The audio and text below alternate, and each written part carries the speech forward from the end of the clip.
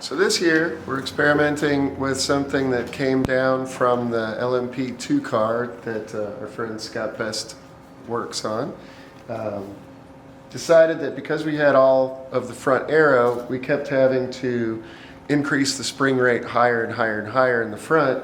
And what that does is it makes the car real skatey on anything bumpy. And it can also cause the car to not really have a lot of really good low speed and mid speed corner feel, because the roll stiffness gets so high that the car just feels nervous. So one of the things they do on a lot of the pro cars, like prototypes and GT500, bunch of the different ones, is they have what's called a third spring.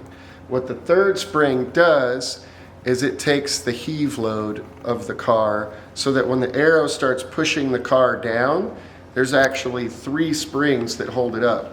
And I was going to show you guys how this works so that you can see what's happening here. So if you look here, these are shock analogs. Since we're doing a mock-up of the car, we actually will just set these to the length that we want our shocks to be at ride height. We've got them in there just because it kind of gets the shocks out of the way, keeps them from getting damaged, and my shocks are out with JJ at Ultimate Performance getting some different valving for this setup also, so convenient thing. So we've set the rockers up with the shocks at ride height.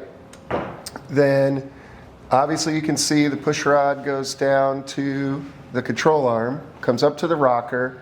Then you have 2 different points here that one acts on the shock absorber, and that's your corner spring.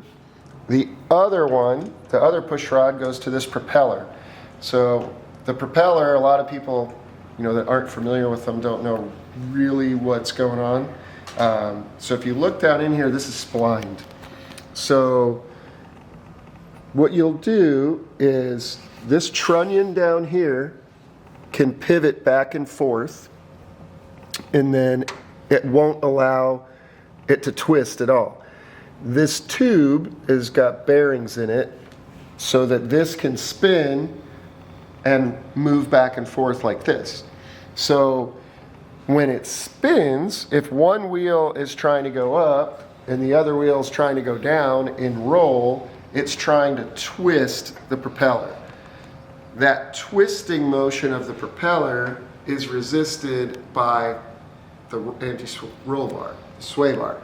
It keys down into splines between here and the lower trunnion, so that any of that twisting moment from roll is the spring is the roll bar. So if both try to move, in our case, both of these, because it's a push rod suspension, both of these are going to try to push forward in heave. So any aero load that we have is going to try to push this propeller straight forward.